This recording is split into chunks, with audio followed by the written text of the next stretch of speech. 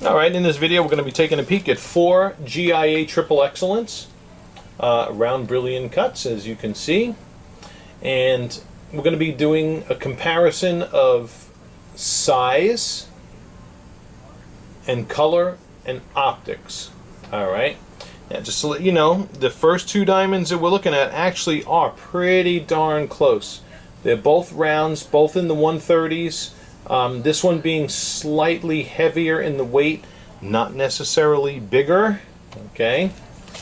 In fact, the first one has a diameter of an average diameter of right around 7.03. The second one has an average diameter of 7.07.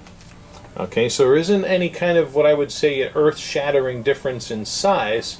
Both of them beautifully cut diamonds. Both of them look like they, not only GIA Triple Excellence, both look like they have AGS Ideal optics as well. So, 2 beauties. Slightly different personalities, but really for the most part, most laymen aren't going to see the difference between the 2. However, between the 2, and with the nuances we're able to point out, I do have a preference between the 2, alright? But I'll save my judgment for the end of the video. I want to see what you think is better. Okay, I want you to pick what pleases your eyes most, not just mine. If you say I don't see enough of a difference, then that's fine. Most people won't. Okay, next diamond in the lineup is a diamond that's weighing in the 140s. And is, by the way, in those first 2 diamonds we were looking at too, this first one was an HSI2, and that's a GSI1. Okay? This diamond in the 140s is also a GSI1.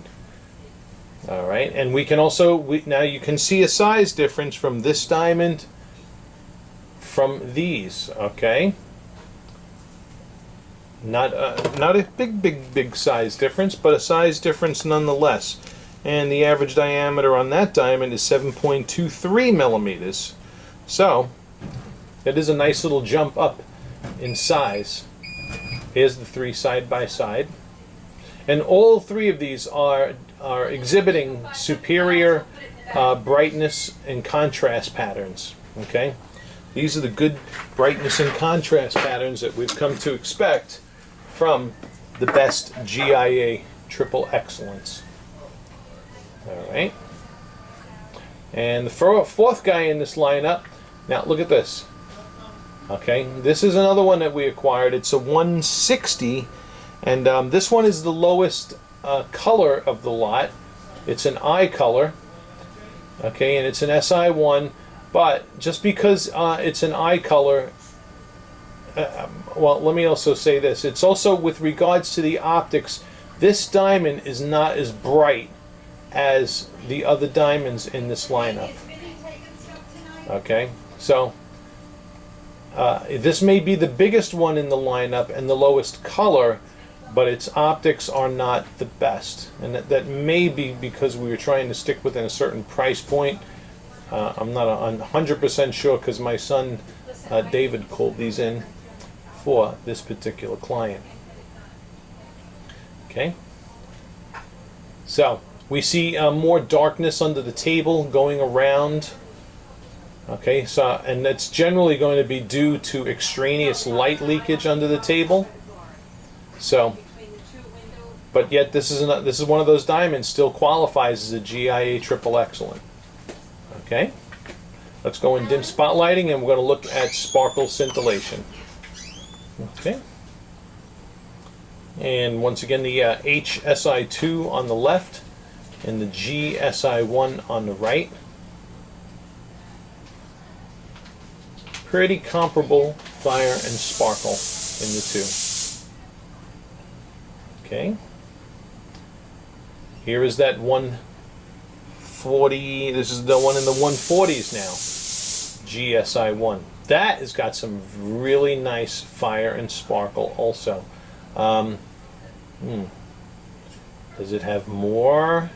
I don't know. It's maybe a touch, but it's not an earth-shattering difference more. Okay, but all three of these really good-looking stones, beautiful optics in all three of them. You really can't go wrong with any of these three options so far. Okay, last but not least, we're going to take a look at this last one. Okay, and in spotlighting is also doing pretty darn good too. All right. And of course, while we take into account the fire and sparkle in diamonds in spotlighting, I want you to put that heavier emphasis on what you see in diffuse lighting more so, because that's the lighting you're going to be observing diamonds in more so. That's pretty. Looking at that 140 something to light up there. That's in the mid 40s, by the way. The mid 140s. Very pretty stone. Okay.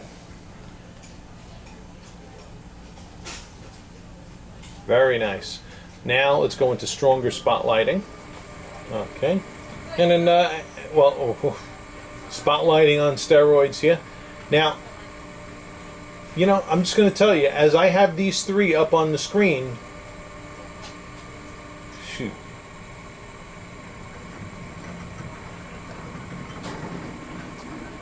Trying to see if I can make some, some tangible separations here.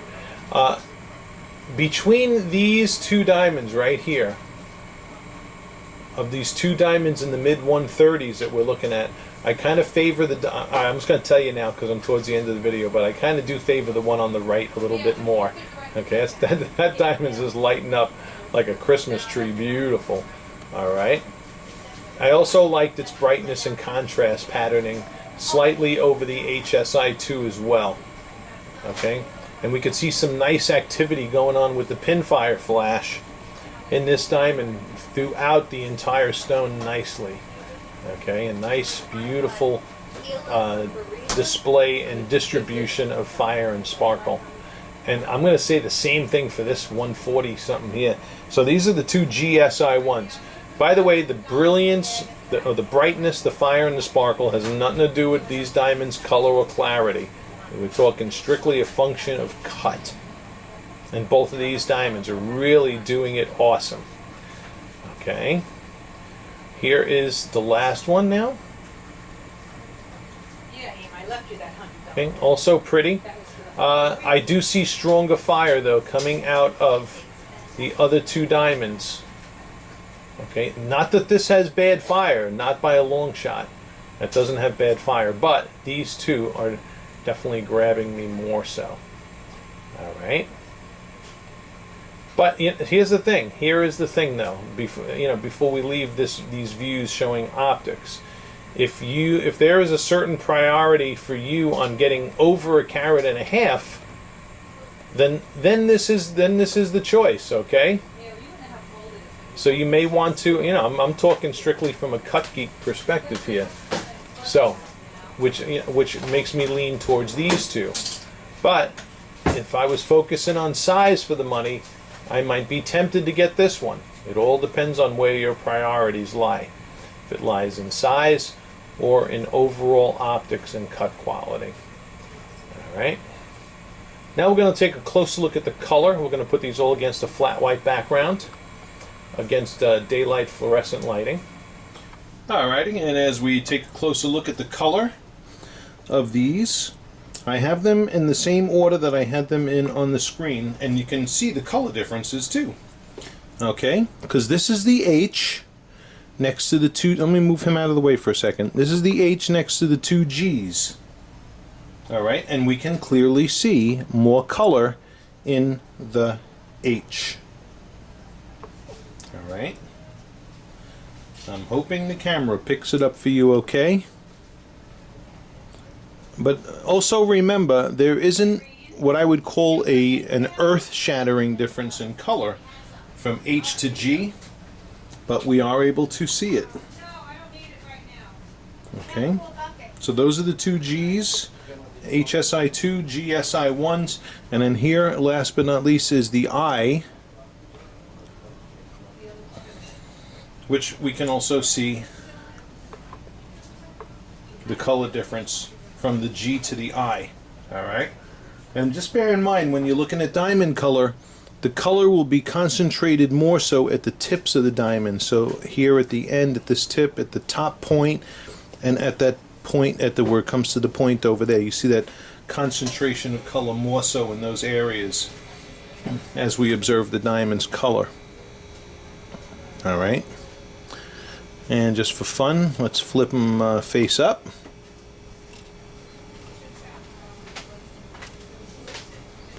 And it's usually at this angle, usually around a 45-degree angle, where if you're going to see color in diamond is where you would generally see it. It's harder, it's going to be definitely harder to see color in the face-up position, but if you've got a sharp eye, and as long as the camera is picking it up properly, you should be able to detect those nuances of color and hue in the first and last diamonds in comparison to the other two. All right.